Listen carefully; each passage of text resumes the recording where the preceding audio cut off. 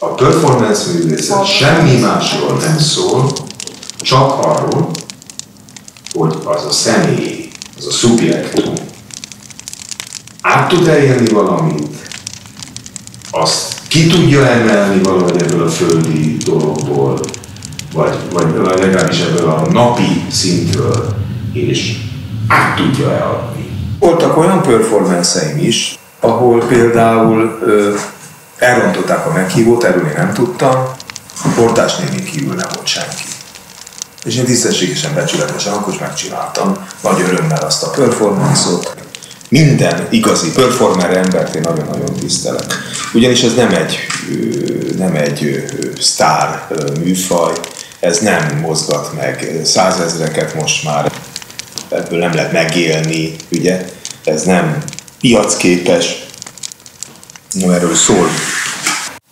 Engem az se zavar, hogyha provokatív, amit csinálok, az se zavar, hogyha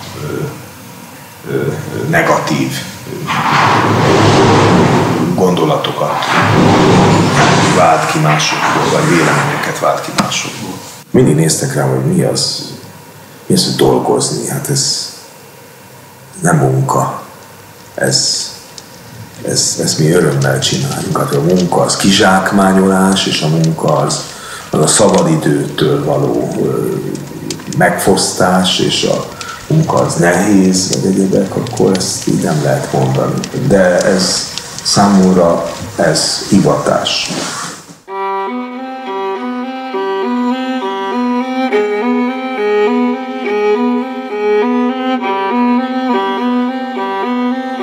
Szirtes János egy absztrakt festő és egy realista performer.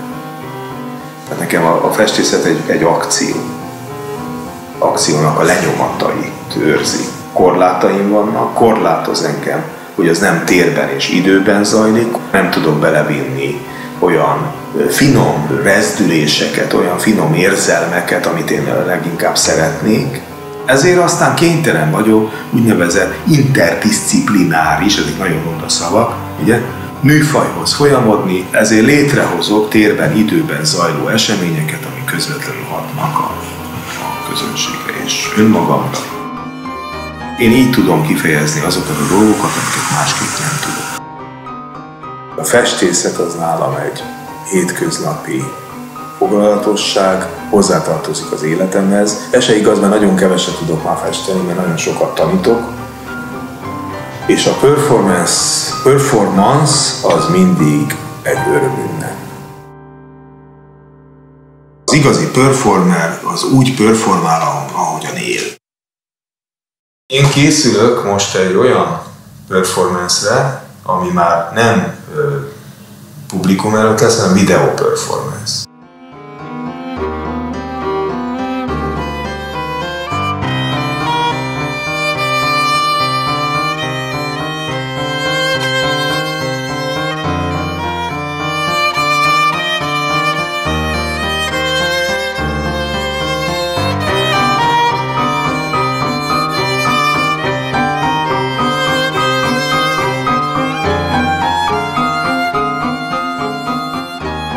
Ez egy body art performance lesz, hogyha most itt stilárisan akarjuk meghatározni. A testemmel dolgozok, de nem a testemet akarom veszélybe hozni, hanem olyan aprónak tűnő, mégis belső indulatokat akarok generálni önmagamban, amiket bizonyos tevékenység tud csak generálni, ezeket a tevékenységeket fogom most bemutatni. Jövő héten író kiállításomra készítettem, ahol testfestészetről van szó.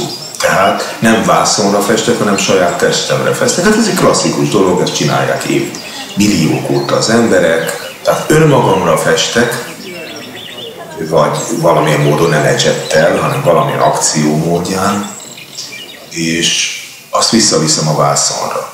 Nem mindegy, hogy az akció tér, az akció tere egy szobában van, egy színházi előadóteremben, vagy pedig egy asztalnál. Ez egy behatárolt tér. Itt én ugye nem játszhatom el azt, hogy itt most palánkon át vetődök.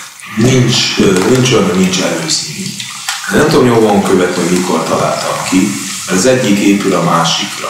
A kitalált szó is rossz.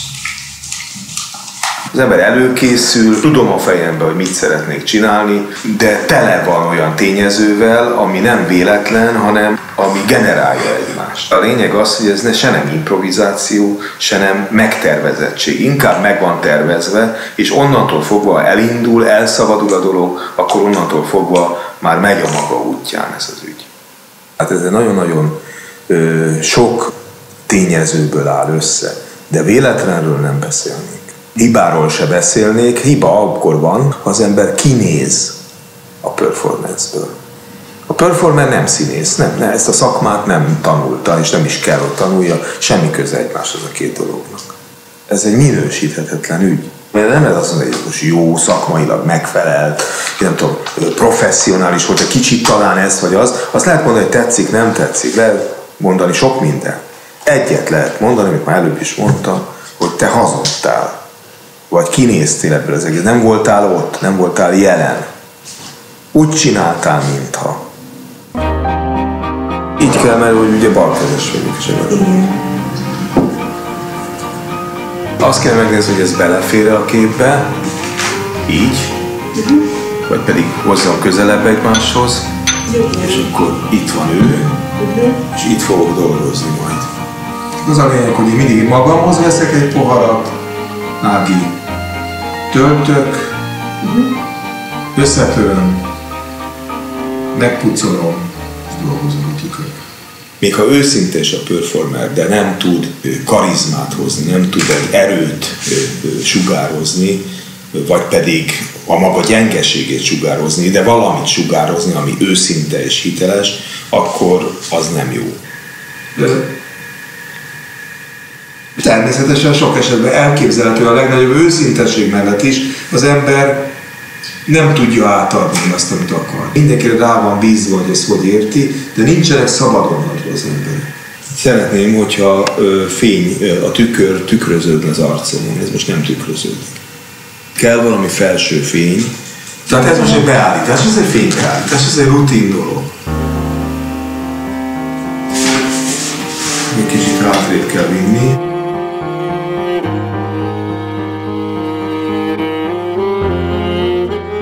Ez nekem most nagyon tetszik.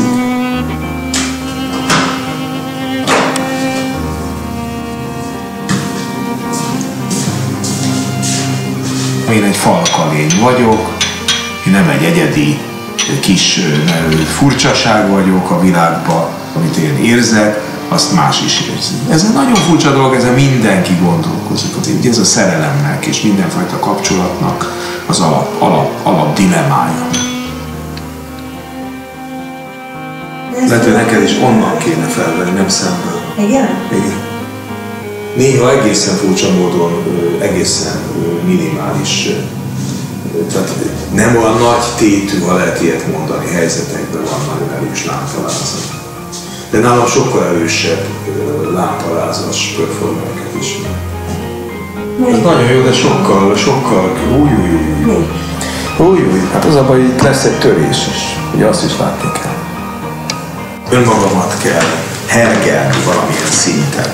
Mivel hogy nem alantas indulatokkal dolgozom leginkább, ezért ezek a hergelések nem brutálisak és nem agresszívek. Én nem ütöm magamat, én nem így hergelem magamat, hanem bizonyos szituációkba beleképzelem magamat, vagy pedig bizonyos szituációkat fizikailag vagy lelkileg előidézek. Ez mindenféleképpen egy fejlődés, mindenféleképpen valamilyen úton, módon egy személyiségfejlődés is. Hát ha a személyiségem nem fejlődik, és akkor nem tudok hatni. Tedd le a tükröt. Csinálok így róla egyet, jó? Tőlem vághatjuk is. Majd. Na Ági, most mi van? Hemit hozzá? Nem kell. Na, így nézel ki a tükör nélkül. Így meg nagyon jó, ezt akarom. És ilyen vágás, de ez még jobban van vágva. Hát ez eléggé brutális vágás, de igen, ilyen vágás. Na, most már viszont kezdjünk el dolgozni, jó?